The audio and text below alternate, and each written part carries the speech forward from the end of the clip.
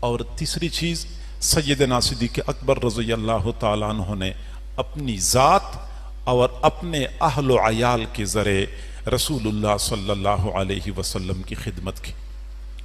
ایسی خدمت کی کہ حضور صلی اللہ علیہ وسلم فرمایا کرتے تھے کہ صحابہ کرام میں مجھ پہ سب سے زیادہ احسانات حضرت ابو بکر صدیق کے ہیں.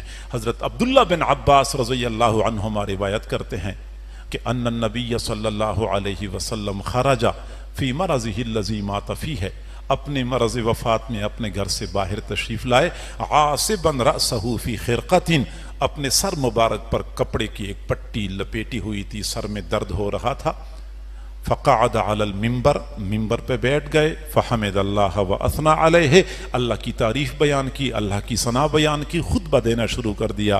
پھر فرمایا اما بعد فإن من امن الناس علی فی مالہ وصحبتہ ابو بکر، مجھ پر اپنے مال اور اپنی صحبت کے اعتبار سے سب سے زیادہ احسان کرنے والا ابو بکر ہے.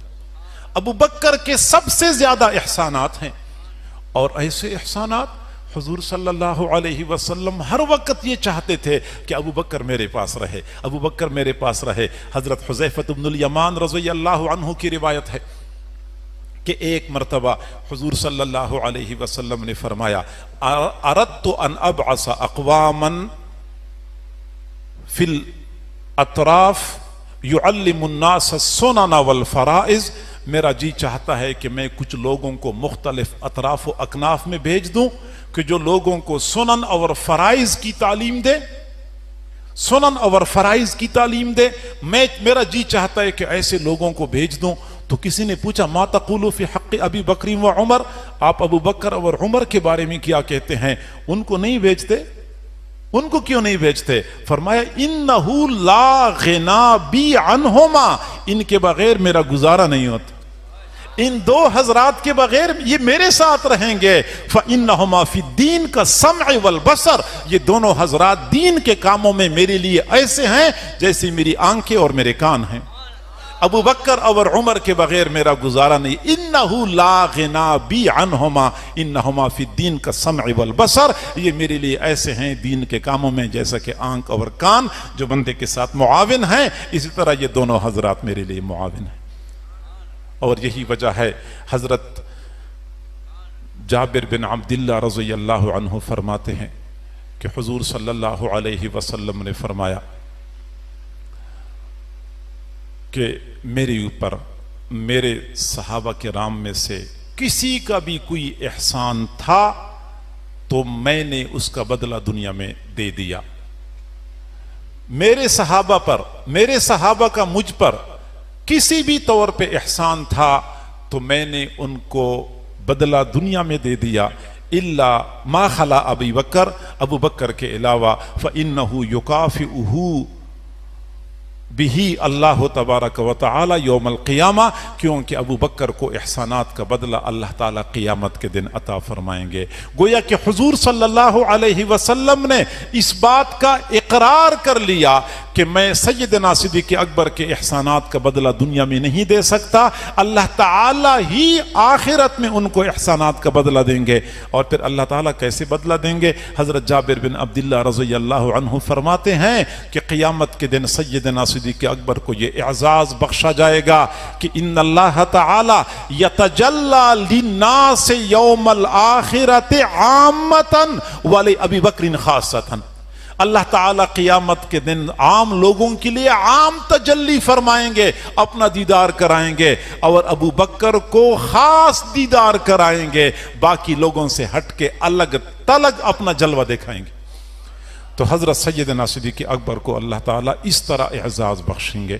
چنانچہ جب ہجرت کی رات تھی، حضرت سیدنا صدیق اکبر نے ہر موقع پہ حضور صلی اللہ علیہ وسلم کی مدد فرمائی اور مدد کا حق ادا کر دیا.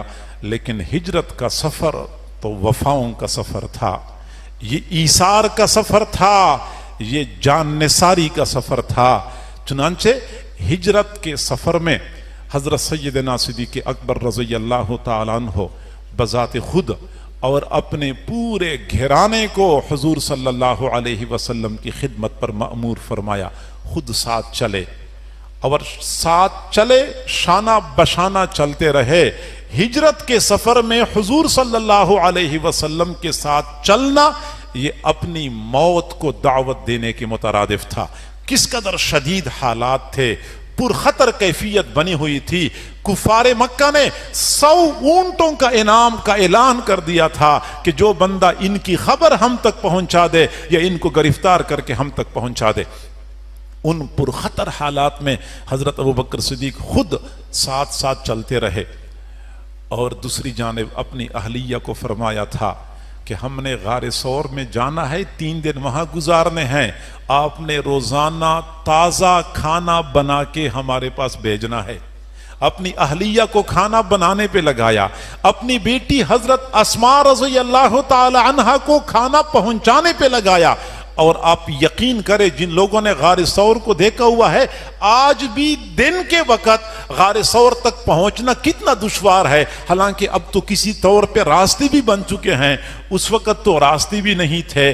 میں حیران ہوتا ہوں کہ حضرت اسماء رضی اللہ تعالی عنہا مغرب کے بعد جب تاریکی چھا جاتی تھی تازہ کھانا پہنچایا کرتی تھی، اور فجر ہونے سے پہلے اندھیرے میں حضور صلی اللہ علیہ وسلم تک غار ثور تک کھانا پہنچایا کرتی تھی۔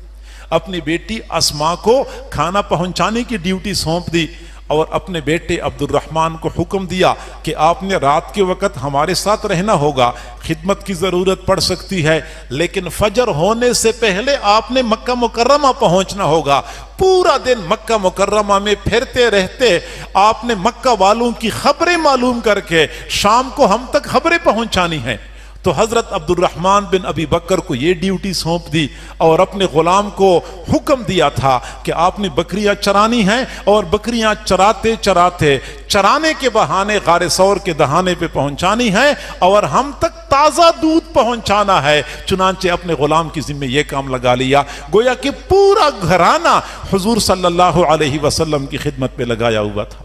رات کا وقت تھا، سفر کر رہے تھے، حضرت حضور صلی اللہ علیہ وسلم آگے، ابو بکر صدیق رضی اللہ تعالیٰ عنہ ساتھ ساتھ سفر کر رہے ہیں۔ کبھی دائیں طرف کو ہو جاتے تھے، کبھی بائیں طرف کو ہو جاتے تھے، کبھی آگے ہو جاتے تھے، کبھی پیچھے ہو جاتے تھے۔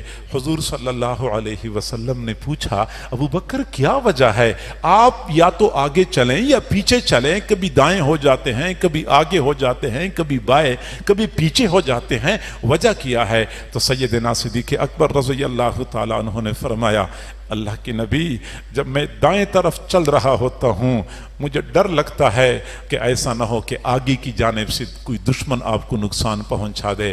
میں آگے ہو جاتا ہوں، پھر مجھے ڈر لگتا ہے کہ بائیں جانب سے کوئی نقصان نہ پہنچا دے، میں بائیں طرف کو ہو جاتا ہوں، پھر مجھے ڈر لگتا ہے کہ پیچھے کی جانب سے کوئی نقصان نہ پہنچا دے، میں پیچھے ہو جاتا ہوں۔ میں تصور کرتا ہوں جیسا کہ سیدنا صدیق اکبر رضی اللہ تعالیٰ عنہ نے ہجرت کا وہ پورا سفر حضور صلی اللہ علیہ وسلم کا طواف کرتے ہوئے مکمل کیا ہے۔ اپنی جان، اپنے اہل و عیال کے ساتھ رسول اللہ صلی اللہ علیہ وسلم کی مدد فرمائی۔